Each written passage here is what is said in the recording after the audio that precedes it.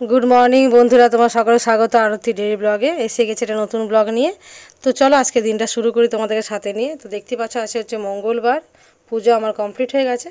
আর যেহেতু মঙ্গল চণ্ডী, এখানে আমি ষোলোকুচি করে নিয়েছি। আর আমাদের বাড়িতে তো চণ্ডী ঠাকুর আছে, প্রত্যেক মাসে পুজো হয় মা চণ্ডীর, তোমরা সেটা ব্লগে অবশ্যই দেখেছো। তো চলো ষোলোকুচি তো করে নিয়েছি। তো এটা তো এইভাবে খাওয়া সম্ভব নয়, ওই জন্য আমি কলার সাথে ভালো করে চটকে মিশিয়ে নিচ্ছি। এটা নাকি গিলেই খেতে হয়, যাই হোক শাশুড়ি মায়ের কাছে তাই তো শিখেছি। তো এটা আমি জল নিয়ে বসেছি এক গ্লাস। আর পুরোটা একসাথে খেতে হয়, কিন্তু আমি পুরোটা একসাথে অবশ্যই খেতে পারবো না, 2-3 বার করেই খাবো। যাই হোক চলো। আর ওই সব ষোলোকুচির ঝামেলা চুকিয়ে অল্প করে টিফিন করে এখন চলে এসেছি রান্নাঘরে। কি রান্না হয়েছে দেখো, এখানে হচ্ছে লাউ ডাঁটা আলু দিয়ে পোস্ত হয়েছে, লাউ ডাঁটা গাছের। আর এখানে তোমার পটল দিয়ে আলু ডিম দিয়ে ঝোল করেছি। এগুলো সব ওদের, আমার তো নিরামিষ খাবার। এই যে আর ভেন্ডি আলু ভাজা করব, বেগুন ভাজা করব, এগুলো পরে করব। আগে ওদেরটা করে নিলাম, কেন আমার এমনিতে অলরেডি অনেক বেলা হয়ে গেছে। আমি যদি একবার নিরামিষ রান্না করে আবার ওদেরগুলো করি, তখন ওদের দেরি হয়ে যাবে খেতে। সেই জন্য আগে ওদের করে নিলাম, গ্যাস ট্যাস মুছে পরে আবার বসাবো। এটা হচ্ছে দই দিয়ে বেগুন ভাজা আমার মেয়ের জন্য। এখানে হচ্ছে আলু ভেন্ডি ভাজি একদম। এটা আর একটু ভালো করে করা যায়, সেটা ভালো একটা রেসিপি আছে, তোমাদের দেখাবো আমি পরে, সেকেন্ড দিন করে দেখাবো। চলো, এটা মোটামুটি হয়ে গেছে। আলুটা একটুখানি বাকি আছে সেদ্ধ হতে, ভেন্ডিটাও তাই, আর একটুখানি হবে।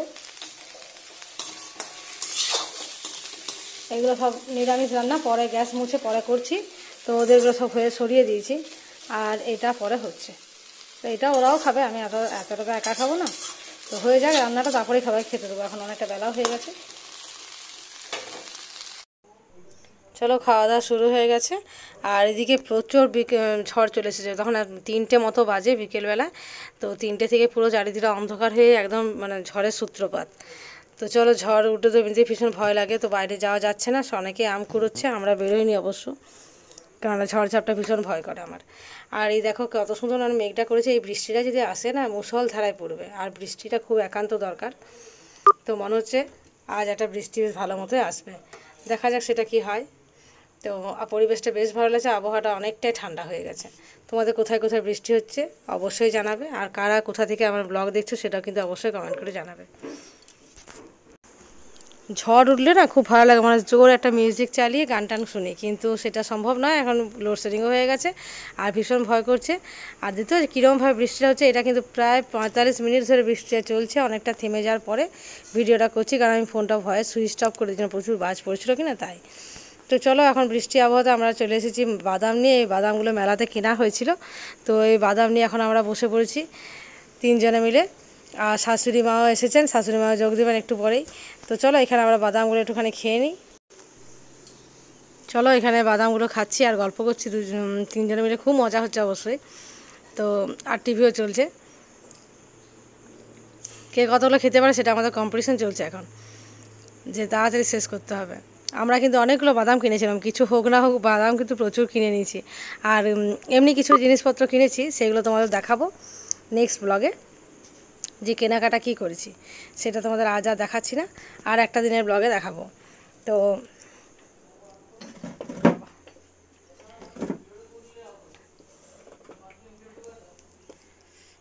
চলো, বাদাম পর্ব শেষ হচ্ছে, আর এদিকে রাত্রে খাওয়া দাওয়া হয়ে গেছে।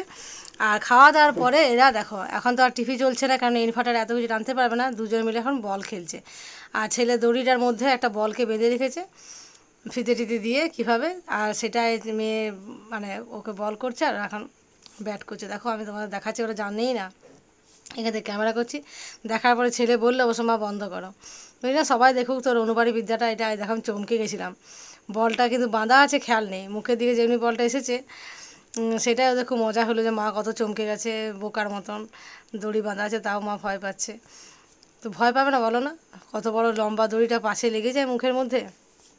তো চলো, আজকের ব্লগটা এখানে শেষ করছি, ওরা খেলছে খেলুক।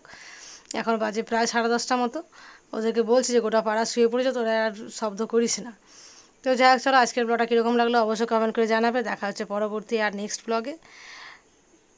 কেমন লাগছে অবশ্যই সাবস্ক্রাইব করবে, কমেন্ট করতে একদম ভুলবে না, কে কোথা থেকে দেখছো সেটাও কিন্তু কমেন্ট করে জানাবে।